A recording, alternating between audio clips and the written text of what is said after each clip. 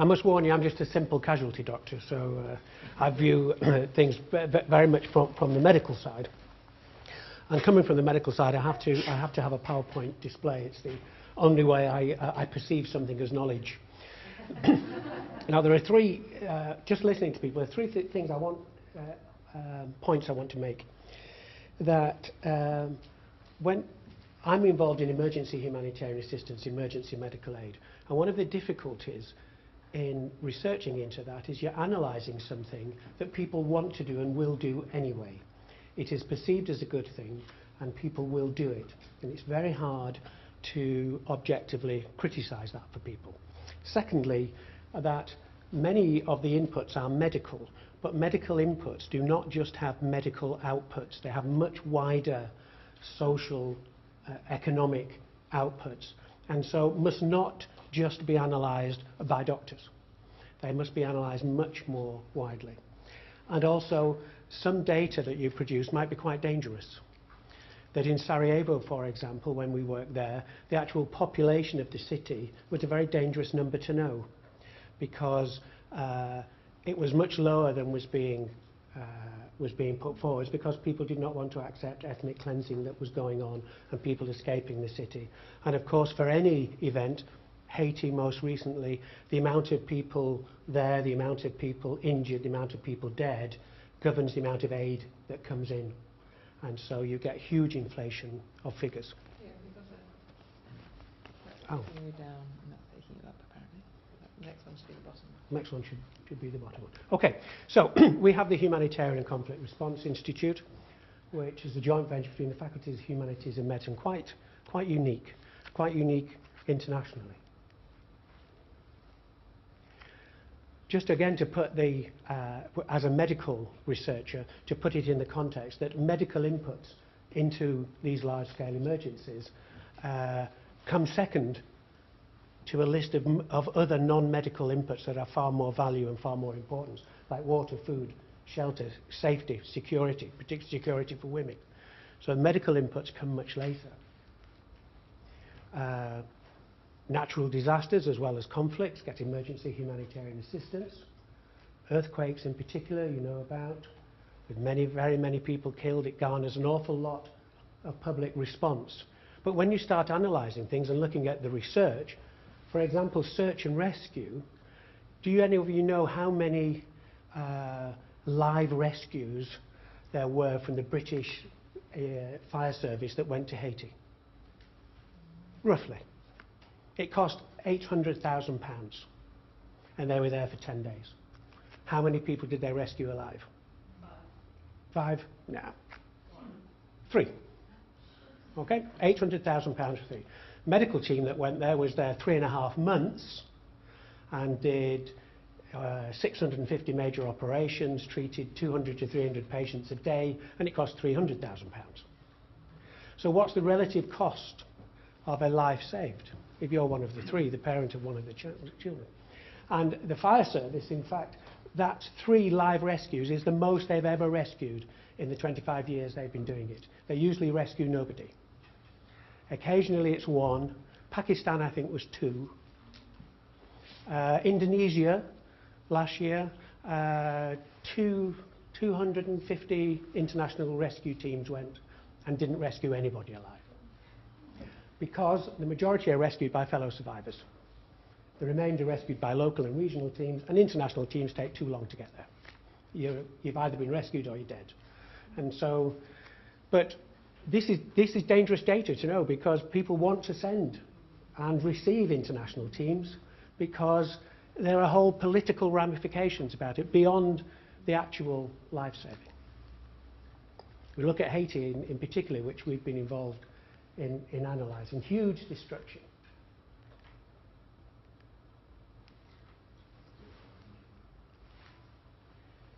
And people refer to natural disasters. But when you start analysing it beyond medicine, there are no natural disasters.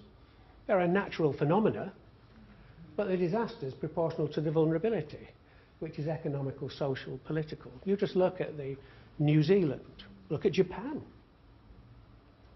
They are natural phenomena, but the disaster requires human input. And these are the things that really need to be analysed. We shouldn't accept the word natural for disasters. A British medical journal has outlawed the word accident from it because there are no accidents, they're all prevented. So you can't talk about an accident. In emergency departments now don't refer to road traffic accidents, they're road traffic collisions. It's not an accident, somebody did something wrong and there was... So they're saying, let's get rid of the word natural. And with terms of vulnerability, it's quite simple. The poor are always the most vulnerable, the very poor are the most vulnerable of all. So we're actually dealing with non-medical things here. We're dealing with economic, social, political things. And this is where the focus, this is the context in which medicine needs to function. We talk about, there's always certain accepted truisms. Oh, children are very vulnerable. Well, the older I get, I realise that, in fact, there are bigger vulnerable groups. And the old are extremely vulnerable, but do not attract any international attention at all, as I'm finding to my cost. The already ill and the mentally ill. You try, I worked in Sarajevo, I could medivac any doe-eyed child with a heart lesion, easily. I could not. We had schizophrenics. Imagine being a schizophrenic in Sarajevo, severely suffering with your mental illness, and you can't get antipsychotic drugs, and you can't be medevaced out. It's appalling. But these are the data that needs to come out. There are many myths that we need to shatter, that we need to do research on, and get it out beyond the medical communities. Dealing with the dead, okay, very distressing. This is the scale of it in Haiti. These are all dead bodies, okay? I think a lot of decisions, a lot of bad decisions people make are because they're overwhelmed. And that needs to be analysed anthropologically. It needs to be analysed socially. Why do people make such appalling decisions and amputate unnecessarily? Because they're overwhelmed. But of course the unburied dead pose little or no threat to the living. It doesn't matter. Thousands of dead bodies, they will not harm you. They're very smelly, but they will not harm you. And they're very distressing. It's the mass movement of the living into tented cities that causes the problems. It's the living people that pose the health risk, not the dead people. Epidemics never follow earthquakes. Never follow. Not even going back to biblical times. Everybody thinks they do. Tsunamis don't cause any problems, don't even cause any medical problems. Everybody dies. And the dead don't pose a risk to the living. But we need to get this information and start researching the important issues. Because if you look at Haiti, for example, malaria, typhoid, cholera, and malnutrition, they were there before the earthquake. These were the issues, and these are social, economic issues. Accountability. Hundreds of medical teams went into Haiti. John Travolta went in. I mean, he did, he flew his own plane in. I mean, wow, he was really needed. People just came in completely uncontrolled. Why? Because they could. People just went, terrible. Medical records. These are our medical records. We write them in longhand, we photograph them, and we put them onto a computer. But there were no physical records accompanying patient to indicate. For most people in Haiti, we don't know who did the operations. We don't know if they were doctors. They just did it. And these were major surgeries that they were doing. They just came and they went unaccountable. Were they licensed to practice medicine in Haiti? They never gave it a thought. So we've done a review of injury and surgical interventions in Haiti. This is done by HERI, funded by the Department of International Development with local workers, and Bertrand here is in the field doing a qualitative study. And I think this is the way we need to go, because the quantitative data can be quite difficult to get and very difficult to interpret, but you get much more, and I think much more sensitively, with qualitative data. If we look at amputations, this is gas gangrene. Even amputations in infants, this done by an unknown person, no medical records, 3-month-old child. Guillotine amputations, where they just chop off, nothing closed, all done, so clearly not surgically trained who was doing it. Are they ever indicated? But they're still in some guidelines. We need data to say that. If you look at the quantitative data from Handicap International, it would appear that just right at the beginning, people had their operation. From the data, it would see they had their major surgery and amputation almost immediately after the earthquake. But when Bertrand does his qualitative study and interviews, In fact, there's a difference between first medical intervention and amputation. But you have to interview people to find out what difference does it make. It tells you who did the amputation. Because if they came later, it was a foreign medical team, not the local doctors who were already there. I'm sure Bertrand will talk more about it, but it came up in one of the earlier discussions that people are not passive recipients of care. When they are interviewed and you talk to them about it, they're not these, come and help us. They actually negotiated the care and played one medical team off against another. And one of the reasons for the apparent high level of medical attendance is that they attended several places to see from which they would get the best care. And I think that's not unreasonable. But look at the amputation rates. If you look at the teams that were there, some did less than 1% of the operations did an amputation, some it was greater than 45%. And that can't be right. It's not right. Eh? Somebody's data is rubbish. Somebody's data is rubbish, or somebody's surgery is rubbish. Okay? Whereas if you look at China and things. But one of the problems in looking at the data is that there is no common data set. There is no common method of reporting.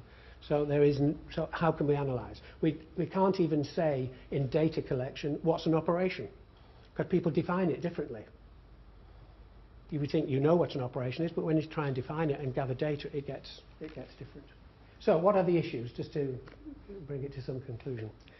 There is an assumption that emergency humanitarian assistance is always a good thing, and that can make it difficult to research into it, to start questioning things, because you're questioning people who are doing things for what can often be very high motives. Not always, but can be very high motives. So questioning itself can be difficult. Data, when they are collected, are for promotion, they're not critical purposes. NGOs promote their data to show what they did. It's often inflated, it's often difficult to get to analyse, because it's there to promote the NGO, not to critically analyse their performance.